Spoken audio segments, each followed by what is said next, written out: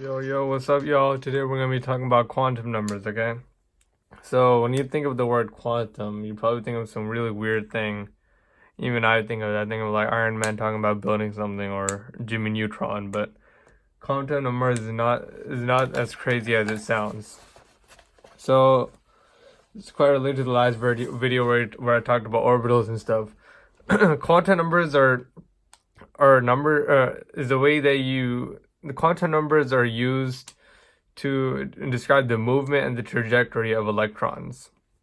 So that was the purpose. So the quantum number itself, they tell you specific things such as they tell you the shells, subshells, orbitals. They tell where the electron, in which shell, subshell, orbital the electron, and the spin of electrons. So the quantum numbers, when you find quantum numbers, they tell you all of this. They give you all of this info, and we can use this info to see the location and trajectory of an electron. We can also use it to look at the ionization energy of an atom and things like that. So there are four quantum numbers. The four are the principal quantum. I would write the whole word, but I'm getting lazy. Principal quantum number, orbital, angular quantum number,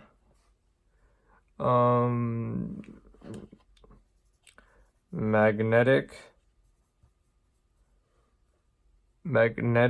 quantum number, and that's not an abbreviation of quantum number, I just make that up right now, and the electron spin quantum number. There are four different quantum numbers, and we're going to go into each one of those. First, let's go with the principal quantum number. So the principal quantum number, this quantum number, this gives you the this gives you which shell the electron is in the atom. So, and principal quantum number, it's abbreviated as N, okay? So it gives you which shell the electron is, and by looking at which shell the electron is, you can tell how far away the electron is from the atom. And with that, you can see how big an atom is. Like if an atom has one shell, its atomic radius is going to be a lot smaller than if an atom has, let's say, 5 shells. Okay, so what do you call it? N can be any positive integer 1 or greater. So n could be equal to 1, 2, 3, 4, etc. I don't know how many you can get. It probably cap out at some point. I don't know, but it's any positive. It can't equal 0, and it can't equal a negative integer n. Okay, so that's principal quantum number. Also, it is all right. So n equals 1 is called the principal shell, and this one is also known as the ground state. Is the ground state or the lowest energy state.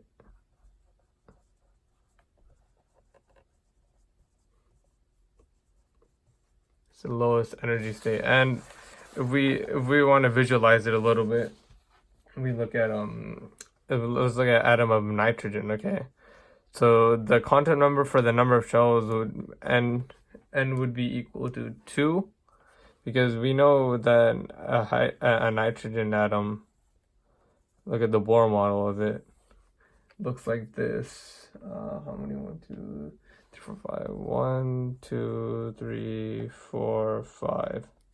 Okay. Right now we're just looking at how many energy cells. So 1, 2. N equals 2 gives you the number of energy shells that we have right here. Okay? And here's another thing. When you're looking at the electron shells, atoms, they're always moving around in different places, right? Not like they go in a single circle. Well, what can happen sometimes is an atom can jump from one shell to another, whether it's going from here to here or here to here, okay?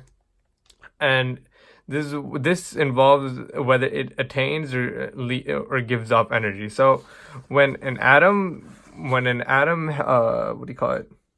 When an atom absorbs energy, the electrons will actually jump outwards. So it will go to a shell farther away from the nucleus. So for example, I don't even know if this is just for visual purposes, because I don't know if this is actually how the jumping process works, but let's say this were given a bunch of let's say there's another energy shell, okay? Like again, this is just for visual purposes, okay? Because I'm not sure how this works, but let's say you put like a bunch of energy into this atom, okay? And it goes to the electron. This electron's gonna get all buzzed up and it's gonna jump to the next energy level, okay? So this process is called absorption.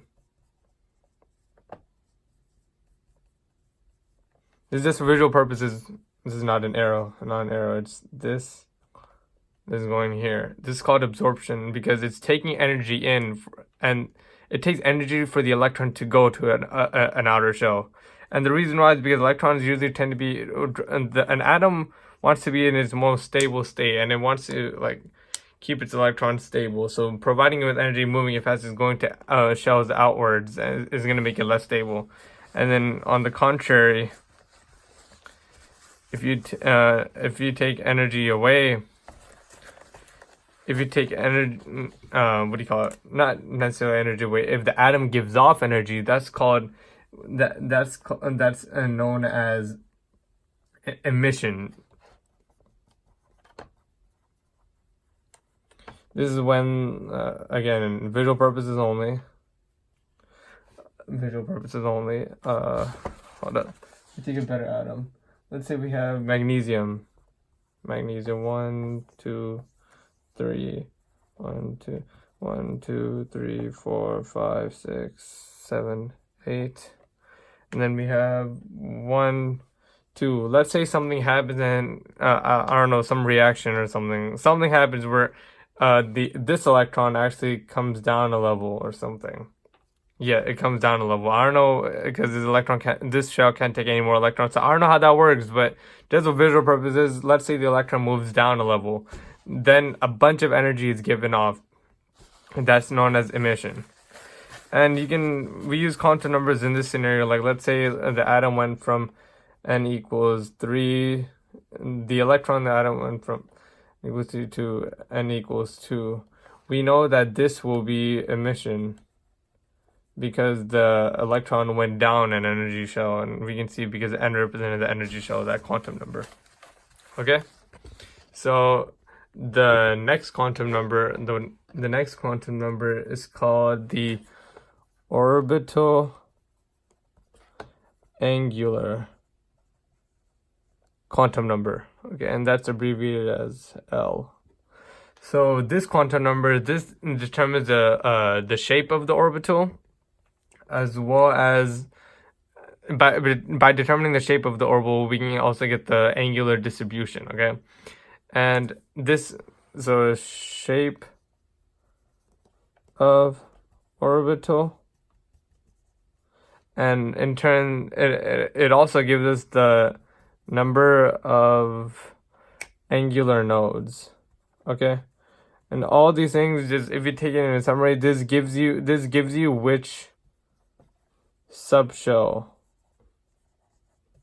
the electron is in, and we recall subshells like S, P, D, F. This is basically what it's naming, okay? That's with the orbital angular one. So each value of L corresponds with a specific one of those SPDF.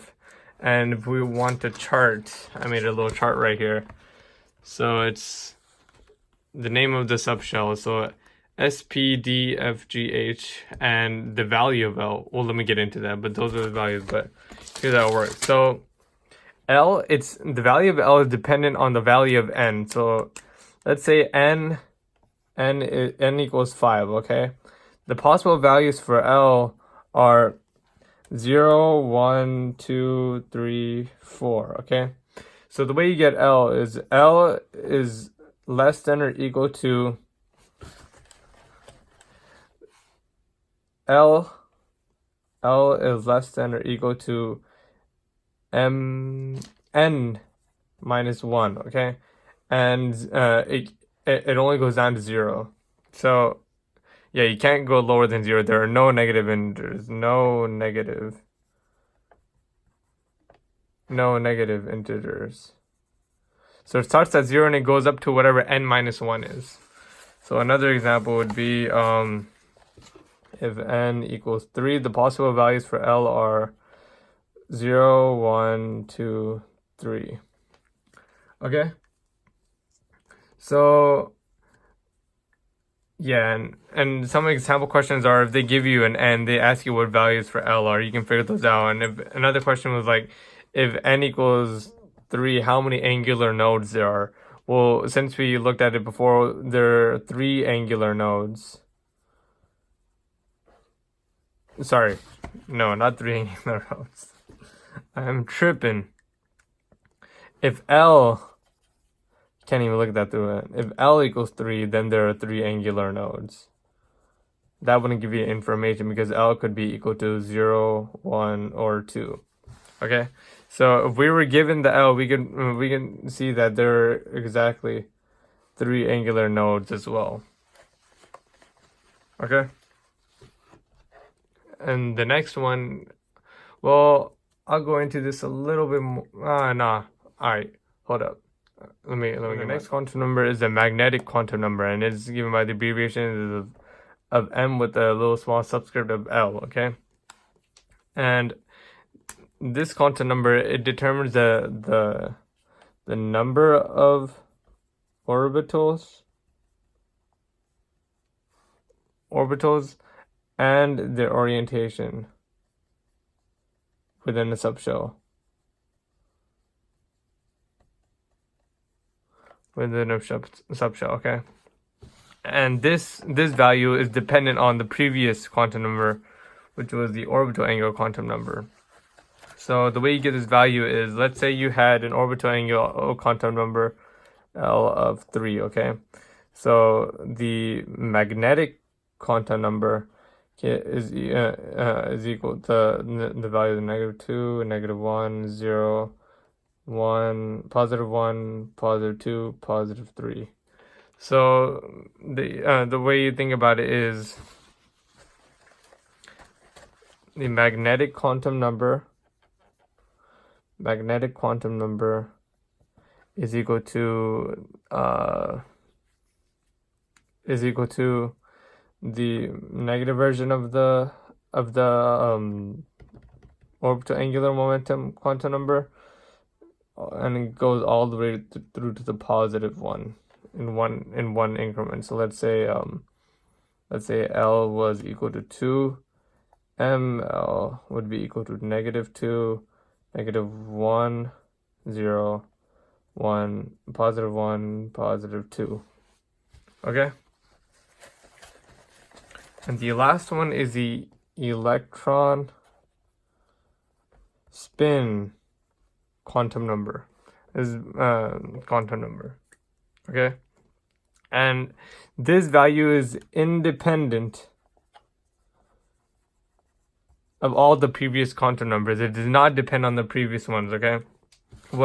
Now, with this quantum number, it gives you which direction the electron is spinning in, and this is why it's independent. The electron can only spin in 2 ways. It can only spin upwards or downwards, okay? So the the values that are given, the electron number and the quantum number are plus 1/2 and negative 1/2. Plus 1/2 represents an upward spin, and negative 1/2 represents a downward spin. Okay, and that's what the electron spin quantum number is. So I drew some charts on my notes before, and here are a few. If we look at the, if we want to look at the, what was the other one? The L, the orbital angular momentum quantum number. Here's a little chart to the different subshells that correspond. So these are the different values of L, and these are the different subshells that correspond with them. And then if you wanted to look at, forgot to write here, 5, 7.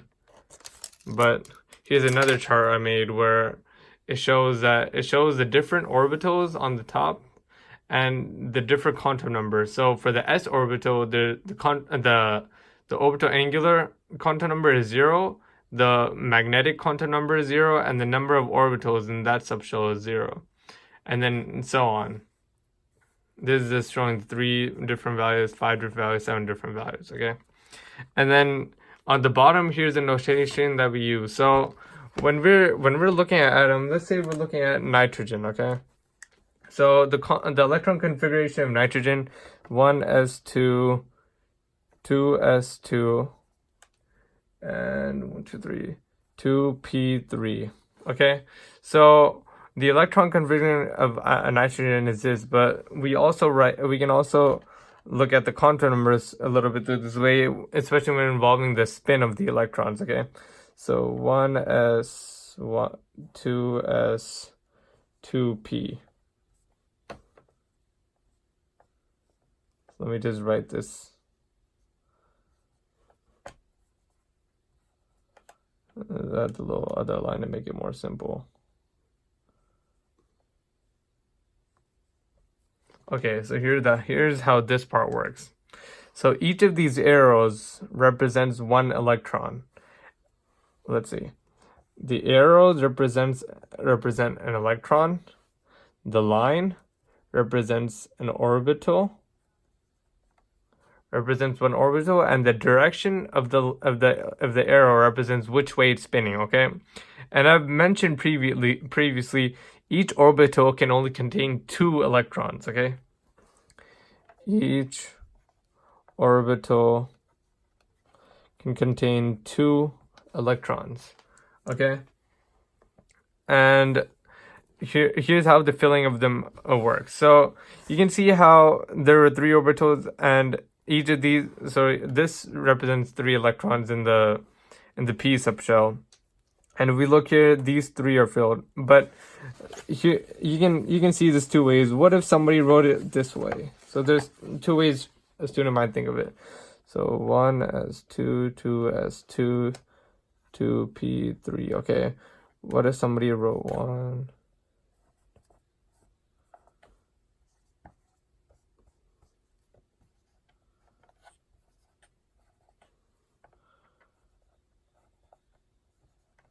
Somebody wrote it this way. This is wrong. Okay, because it's violating a specific rule, and that rule is Hund's rule. Okay, so Hund's rule,